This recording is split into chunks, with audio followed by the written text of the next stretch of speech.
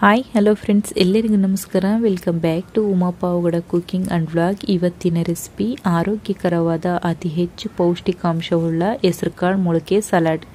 ಯಾವ ರೀತಿ ಮಾಡೋದಂತ ನೋಡೋಣ. ಅದಕ್ಕೂ ಮುನ್ನ ರೆಡ್ ಕಲರ್ ಸಬ್ಸ್ಕ್ರೈಬ್ ಬಟನ್ನ ಕ್ಲಿಕ್ ಮಾಡಿ, ಆನಂತರ ಪಕ್ಕದಲ್ಲೇ ಇರುವ ಬೆಲ್ ಬಟನ್ನ ಕ್ಲಿಕ್ ಮಾಡಿದರೆ ನಾನು ಮಾಡುವ ಪ್ರತಿ ವಿಡಿಯೋ ನೋಟಿಫಿಕೇಶನ್ ನಿಮಗೆ ಬರುತ್ತೆ.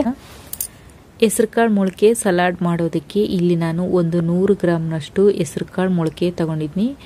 ಒಂದು ಕ್ಯಾರೆಟ್ನ ತುರಿದಿಟ್ಕೊಂಡಿನಿ, ಒಂದು ಸೌತೆಕಾಯಿನ ಚಿಕ್ಕದಾಗಿ ಕಟ್ ಮಾಡಿ ಇಟ್ಕೊಂಡಿನಿ, ಒಂದು ಈರುಳ್ಳಿನ ಚಿಕ್ಕದಾಗಿ ಕಟ್ ಮಾಡಿ ಇಟ್ಕೊಂಡಿನಿ, ಒಂದು 3 ಟೇಬಲ್ ಸ್ಪೂನಷ್ಟು ಹಸಿ ತೆಂಗಿನಕಾಯಿ ತುರಿ ಹಾಕೋದ್ರಿಂದ ಹೆಸರುಕಾಳು ಮೊಳಕೆ ತುಂಬಾ ರುಚಿಯಾಗಿರುತ್ತೆ. 2 ಹಸಿಮೆಣಸಿಕಾಯಿನ ಚಿಕ್ಕದಾಗಿ ಕಟ್ ಮಾಡಿ ಇಟ್ಕೊಂಡಿನಿ, ಸ್ವಲ್ಪ ಕೊತ್ತಂಬರಿ, ಒಂದು ಅರ್ಧ ಹೋಳಷ್ಟು ನಿಂಬೆಹಣ್ಣು, ರುಚಿಗೆ ತಕ್ಕಷ್ಟು ಉಪ್ಪು. ಮಾಡೋದು ಹೇಗೆ ನೋಡೋಣ ಬನ್ನಿ. ಒಂದು ಅಗಲವಾಗಿರೋ ಪಾತ್ರೆ ತಗೊಳ್ಳೋಣ. ಆ ಪಾತ್ರೆಗೆ ಹೆಸರುಕಾಳು ಮೊಳಕೆ ಮತ್ತು ಇದೇನು ಹಚ್ಚಿಟ್ಕೊಂಡಿದ್ವೋ ಅದನ್ನೆಲ್ಲ ಹಾಕ್ಕೊಂಡು, ರುಚಿಗೆ ತಕ್ಕಷ್ಟು ಉಪ್ಪು ಮತ್ತು ಒಂದು ಅರ್ಧ ಹೋಳಷ್ಟು ನಿಂಬೆಹಣ್ಣು ಹಾಕೋದ್ರಿಂದ ತುಂಬ ರುಚಿಯಾಗಿರುತ್ತೆ ಹೆಸರುಕಾಳು ಸಲಾಡು. ಹಾಕಿ ಚೆನ್ನಾಗೆಲ್ಲ ಒಂದು ಮಿಕ್ಸ್ ಕೊಡೋಣ. ಉಪ್ಪು, ಹುಳಿ, ಖಾರ ಎಲ್ಲ ಚೆನ್ನಾಗಿ ಒಂದಕ್ಕೊಂದು ಬೇರೆ ಥರ ಚೆನ್ನಾಗಿ ಮಿಕ್ಸ್ ಮಾಡ್ಕೋಬೇಕು.